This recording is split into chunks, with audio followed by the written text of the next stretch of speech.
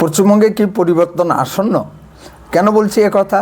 ছবি কথা বলে। প্রথমে আসুন হুগলির তারকেশ্বরের তরুণ বিজেপি প্রার্থী সন্তু পানের প্রচারের কিছু টুকরো টুকরো দৃশ্য। বলার কোন দিকে বলছেন ওটা কাঠের মালা, কাঠের মালা, কাঠের মালা তো নয়, একদম অপমান করছে। এবার দাঁড়িয়ে দিতে হবে, এবার তাড়াতে হবে তৃণমূলকে। তাড়ান তাড়ান তাড়ান। মেয়ের সুরক্ষা, ছেলের চাকরির জন্য তাড়ান।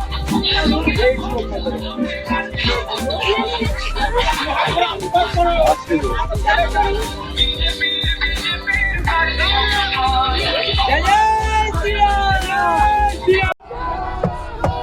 গাড়ি চালু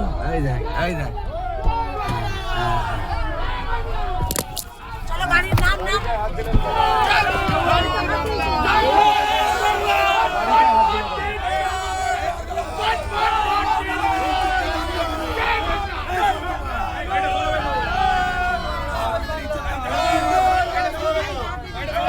হাত দিলাম কেন? হাত দিলাম কেন?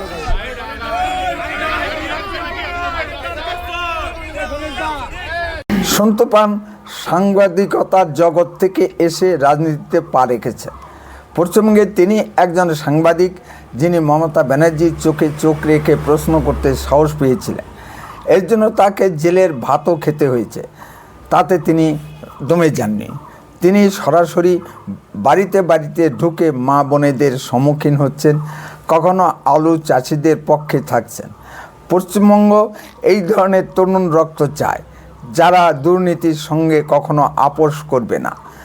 রাজনীতিতেও তেমন কোনো অভিজ্ঞতা নেই। এই সন্তু পান হুগলির তৃণমূলের হৃৎকম্পন ধরিয়ে দিয়েছেন। তৃণমূলের প্রতিক্রিয়া থেকেই তা বোঝা যায়। বারবার সন্তু পানের প্রচার পর্বে তৃণমূল বাধা দিচ্ছে, গাড়ি ভাঙচুর করা হচ্ছে, তাতেও সন্তু পান দমে যাচ্ছেন না। নতুন উদ্যমে প্রচার শুরু করেছেন। আর তৃণমূল সুপ্রিমো মমতা ব্যানার্জি উত্তরবঙ্গ প্রচারে এসে পাগলের মতো প্রলাপ বকছেন। তিনি বিজেপির মৃত্যু কামনা করছেন, যদিও শকুনের অভিশাপে গরু মরে না। অন্যের মৃত্যু কামনা করে তিনি নিজেই মরতে বসেছিলেন। মাননীয় মুখ্যমন্ত্রীর বিমান খারাপ আবহাওয়ার দরুন দমদম বিমানবন্দরে নামতে পারছিল না। 1.5 ঘন্টা ধরে আকাশেই চক্কর কাটছিল। তিনি যে ভাষায় কথা বলছেন তা কি একজন মুখ্যমন্ত্রীর মুখে শোভা পায়? অবশ্য মমতা ব্যানার্জি এসবের ধার ধারেন না। তার পারিবারিক শিক্ষা দীক্ষা ও সংস্কৃতি একথাই বলে। মিথ্যা ও ভাট বকাতে মমতা ব্যানার্জির জুড়ি মেলা ভার। 21 নির্বাচনে প্লাস্টারযুক্ত পা দেখিয়ে এবং গণনা কেন্দ্রে কারচুপি করে কোনো রকমে উতরে গিয়েছিলেন। ভোট কেন্দ্র দখল করার জন্য তিনি মহিলাদের এগিয়ে যেতে বলেছেন। ভোট কেন্দ্র দখল করতে হবে কেন? মানুষ যে যার মতো ভোট দিয়ে চলে যাবে, এটাই তো সুস্থ নির্বাচনের একটা নিয়ম। এটা কি নির্বাচনী বিধিভঙ্গ নয়? নির্বাচন কমিশন কেন মমতা ব্যানার্জির বিরুদ্ধে আইনগত ব্যবস্থা নিতে পারছেন না? মমতা ব্যানার্জি নিজেই চাইছেন তাকে অ্যারেস্ট করা হোক, তাহলে তিনি হাতে একটি অস্ত্র পেয়ে যাবেন। এটাকেই ব্যবহার করে সারা পশ্চিমবঙ্গ জুড়ে তৃণমূলের পক্ষে তিনি নির্বাচনে ঢেউ তুলে দেবেন। শত পড়াশোনা সত্ত্বেও ভারতের নির্বাচন কমিশন অতি ঠান্ডা মাথায় মমতা ব্যানার্জির এই ধরনের অ্যাগ্রেসিভ পাগলামিকে ট্যাকেল করছেন। এতদিন ধরে মমতা ব্যানার্জি পশ্চিমবঙ্গে যেভাবে নির্বাচন করে এসেছেন, এবার কি তাই হবে? মমতা ব্যানার্জি কি পশ্চিমবঙ্গে সুষ্ঠুভাবে ভোট হতে দেবেন? আপনি আপনার কথা বলুন। পশ্চিমবঙ্গে জনগণ গত 5 বছরে আপনার পারফরমেন্স বিচার করবেন। আপনি যদি ভালো কাজ করে এসে থাকেন, নিশ্চয়ই পশ্চিমবঙ্গের জনগণ আপনাকে সমর্থন করবে। ভয়ের কি আছে? আপনার বডি ল্যাঙ্গুয়েজ এত বিকৃত দেখা যাচ্ছে কেন? আপনার মানসিক ভারসাম্য ঠিক আছে তো?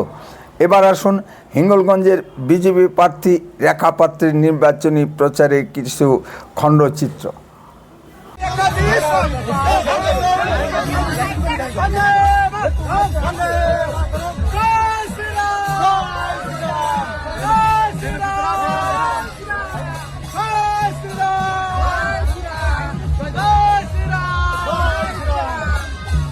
Good.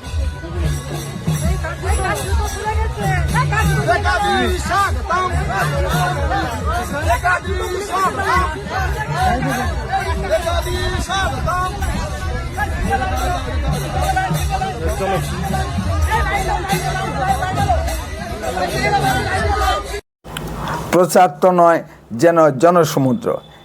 এই চিত্রগুলি কি পশ্চিমবঙ্গের আসন্ন পরিবর্তনে ইঙ্গিত বহন করছে? মন্তব্য আপনাদের। নমস্কার, আপনারা শুনছেন উত্তরে কণ্ঠ থেকে আমি শ্রী প্রভাত বসাক, তুফানগঞ্জ, কোচবিহার। সুধী দর্শক মণ্ডলী, আপনারা আমার ভিডিওটি যে যেখান থেকেই দেখছেন তাদের সকলের প্রতি প্রীতি ও শুভেচ্ছা রইল। আশা করি ভালো আছেন। দয়া করে চ্যানেলটিকে লাইক, শেয়ার, কমেন্ট ও সাবস্ক্রাইব করে পাশে থাকুন। কথা আর বাড়াচ্ছি না, যদি আপনাদের কিছু বলার থাকে তবে কমেন্টে বলুন। আর লক্ষ্য রাখুন উত্তরে কণ্ঠের পর্দায়। দয়া করে চ্যানেলটিকে সাবস্ক্রাইব করুন। বন্দে মাতরম, ভারত মাতা কি জয়।